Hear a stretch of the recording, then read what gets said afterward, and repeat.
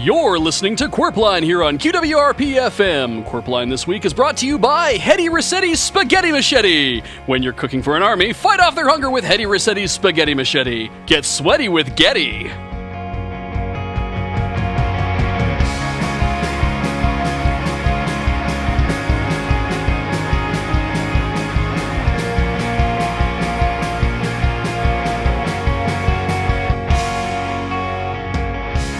Welcome to Qwerpline. G-Money here with A-Train. How's it going, A-Train? Not so loud. There was a Pipesman open house last night. There was a what? A Pipesman open house with an open bar And an open drain. I see. I assume you made ample use of the open drain then. Almost exclusively, Graham. Gross. You might want to back off the headphones a little bit while I welcome our listeners and hope that they have a beautiful morning. Unlike Alex here in beautiful Innsbruck, a capital city. We are required by the Innsbruck Tourism Board to remind you all, of course, that capital being used in this form is the adjective. It's actually the fourth adjective down on dictionary.com, meaning excellent or first rate. Innsbruck, a capital city, and not, in any way, the capital city of Thurston County. Yeah, those assholes over in Julesburg get that honor. That's right. Alex, it's always important to know your history, and as we all know, when Richard Thurston founded Thurston County in 1973, seceding from neighboring Greensboro County. He could have selected any of the townships as capital, and he went with Julesburg. No one actually knows why, but everyone has their own pet theories. You can just say double commies. I'm sure they say worse about us. First of all, we can't say that, Alex. Secondly, I'm pretty sure that no one in Julesburg knows who we are. The antenna does not reach that far. Yeah, but what if we got in the mobile broadcast van and we drove it up the mountain? No. And then we could get the range, and then they would know who we are. No. That'd show them. Time for the news!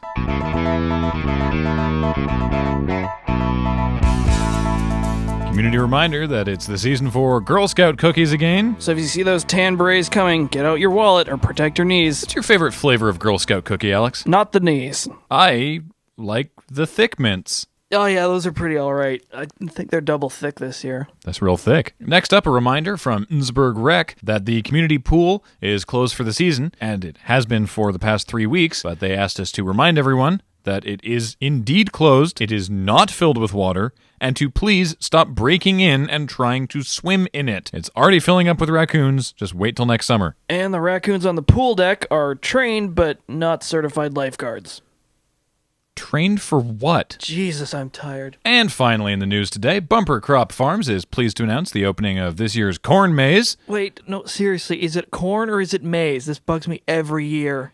It's open, and since they planted the corn on time this year, the maze will actually be taller than waist high. So it is maize. Let's go now to traffic, and Richter Hammock Slam up in the QWRP Traffic Coopter. How's it going up there, Richter? Circularly, Graham. Traffic is moving smoothly, Graham, and has been 4 hours now, with no stops except occasionally for refueling and sometimes a fresh set of tires. Where the hell are you, Richter? The Julesburg Motor Oval, Graham. What are you doing there? Hedging my bets. What? I peaked early, Graham. Traffic announcing is not the best I can do, I have just realized, and therefore I'm grasping for that brass ring, the ring of the international world of sports. Chet Buntsman is a putz, and I could do his job blindfolded. Oh my god, Richter, are you blindfolded right now? I can see it all with my mind. Well, I can't wait for our next item. Idiot helicopter pilot ruins Julesburg's stupid oval. Richter, we will talk later, but in an effort to get anything useful out of this, who's winning the race? I don't know, Graham. Telepathy only gets you so far when all the cars look the same. Back to you. Thanks, Richter. Can we go to arts? That sounds less high energy. Sounds great. Let's get Edith Slump in here. Wait, can I change my mind? Good morning, Edith. How are you today? Well, I'm a little hurt after Alex's remark, but but otherwise fine, I guess. Terrific. And congratulations on winning Turnip Princess at the Harvest Festival. Well, I always do say that second place is the first loser, but my heart does sing when I put on this tiara. Well, it looks great on you. It's so bright. What are you here to tell us about today? Well, Graham, the Innsbruck Symphony Orchestra, as we know, is doing its annual Art in the Park concert series. Right. Which park? Innsbruck Municipal Park, Graham. The only park big enough to host the symphony orchestra and an audience for them. Just asking for the everyman at home. Come on, Graham, I think Neil is smarter than that. It's true, Neil Everyman has won the Town Hall pub quiz 5 weeks running. Wow, I guess I underestimated him. Yeah, the guy's on fire. Oh, well, all right then. So, Edith, what do they have planned for the concert series? The theme of this year's concert is attracting young people. Do you think they can do that? Well, they're going to try. Thursday night, they're having a Taylor Swift greatest hits montage. From the symphony orchestra? Don't they have like 8 timpanis? Correct. But if you've ever wanted to hear Bad Blood played on a solo oboe, Thursday is your night. I kinda do now. I admit my interest has peaked as well. However, if you're not a fan of the T-Swizzle, first maybe you should realign your priorities, as she is a national treasure, and second, maybe the Saturday night offering would be more up your alley, where the symphony is getting together to play the greatest hits of Skrillex. How? They've got like 9 violins that are going to do the wicka wicka wicka part from Bangarang. Well, Alex, given your current condition, maybe you'd like the Symphony Sunday night offering more, which is, of course, the return of symphony karaoke. They're doing what? That's right. The whole symphony is hard at work learning the solo for Journey's Don't Stop Believing, and I'm personally not going to stop believing that they will be able to keep up with the pace of Rapper's Delight this year. Whatever poor soul they have on Temple Block is going to have his work cut out for him. Did you see symphony karaoke last year, Graham? I absolutely did not. Well, Graham, unlike you, I'm a patron of our local art scene, and I can tell you that the symphony has been hard at work rehearsing with Ball Hinckley to finally nail Rap God. I've got a clip here if you'd like to hear it. Please no. Your loss. I'll take the loss. Yep, fine. Do you have any other art things for us, Edith? No. Why do I keep asking that? That's your problem, Graham. Well, thank you, Edith. You're always a segment of the show. I'm not here every week. Next, we have a caller. Damn it. All right, we have a caller. Let's go to the phones with Happy Gunterson. How's it going, sir? Gunderson, and I'm not happy. So loud. I'm sorry, sir. What is your first name? Happy. Just happy. But which I am not. Oh, boy. Well, what's bothering you, Mr. Gunderson? The crosswalk in my backyard, as I said previously. When you speak to the person screening the calls, we don't hear that. So there's a crosswalk. The city's built a new crosswalk outside the back of your house, and that's bothering you. Why is that bothering you? There's no need for it. The kid's gotta cross somewhere, man. Cross my backyard? There's nowhere for them to go. I assume that you're living in a more rural area, but just because you can see the road from your back window... That's an assumption too far. When I say in my backyard, I mean from one end of the property line to the other. The road is in the front of my house, and behind me is nothing but scenic desert and a white zebra crossing. Wait, are you even in town? No, I'm way out past Highway 3 and Salt Flats. And the city came out there and built a zebra crossing in your backyard. 3 days of hammering and painting. I got not a lick of sleep during it. I have too many questions and not enough brain cells today. I'll help you out, Alex. What were they hammering? The pavement.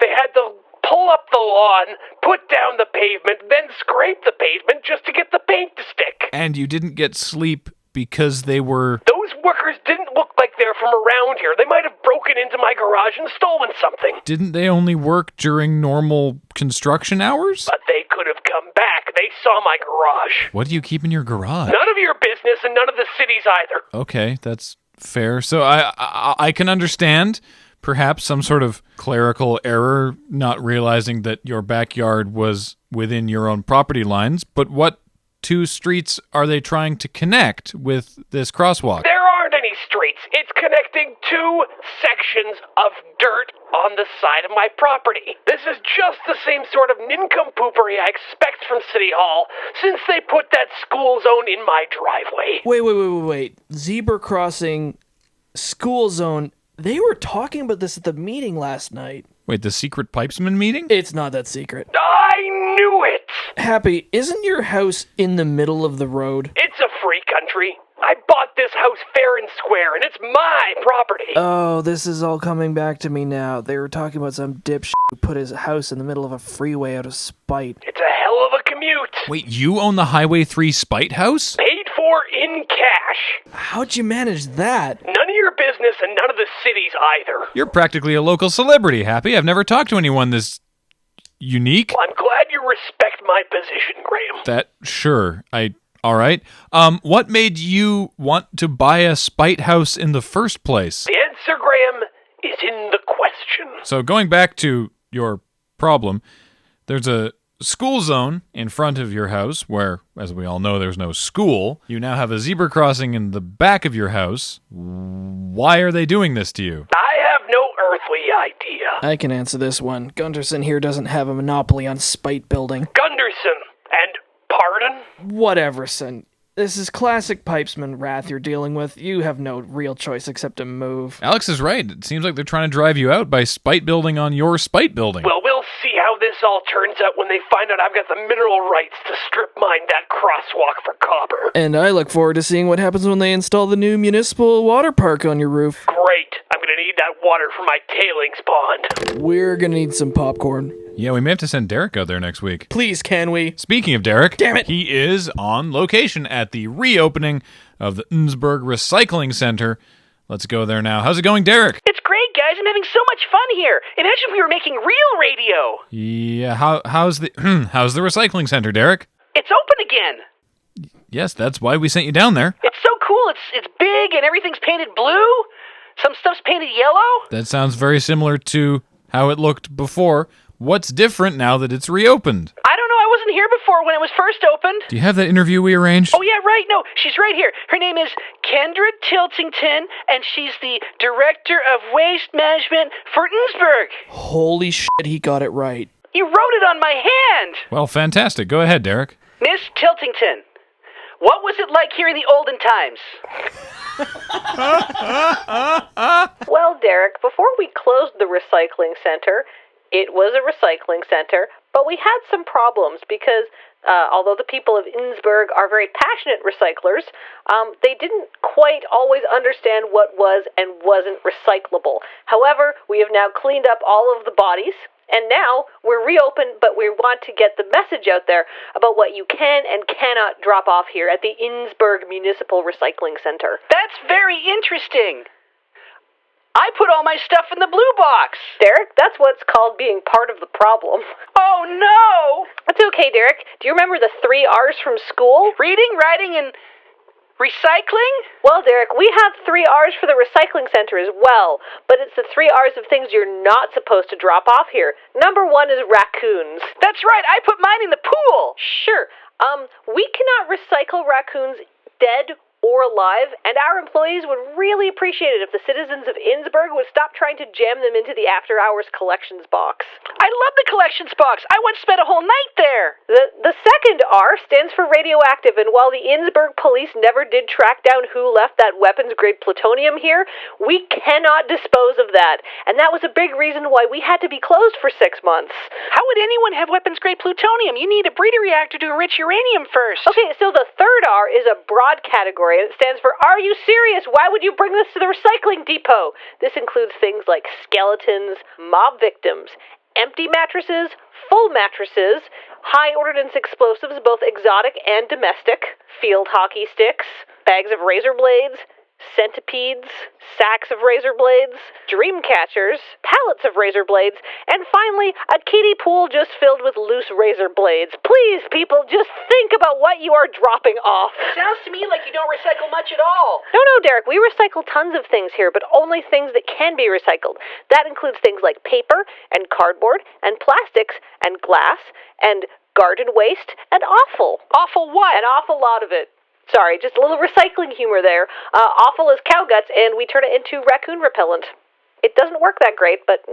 Did he do it? Oh my God. Did he get through a whole interview? I think so. Wow. Okay, so then for all of our listeners, as you heard it here on the radio today, just put all your things in a big sack, and you can bring it on down to the recycling center. They can take care of all of it for you. No, that is the opposite of what I just said. But that's what my dad always told me. If I don't want this raccoon, I can just jam it in that bin. Why do you have a dead raccoon with you now? I brought it from my collection so I could add to the bin. No, it's people like you who are the problem here. Oh my God, why? Back to you. Stop! So close. And yet so far. Well, coming up to the... Whoa, Alex. Oh, that smells like brimstone. It smells like a cap gun. Yeah, I'm trying this new mouthwash. I got it at the Harvest Festival. Gross. Well, when we come back, breaking news. A municipal employee is beating Derek around the head and neck with a dead raccoon. Good. And local rally hero the Chuzzler is finally back from Dakar. We'll have him in the studio after this break. Stick around. More Qwerpline after this. You're listening to Qwerpline here on QWRP-FM. Thanks again to our sponsor, Hedy Rossetti's Spaghetti Machete. When you're cooking for an army, fight off their hunger with Hedy Rossetti's Spaghetti Machete. Get sweaty already!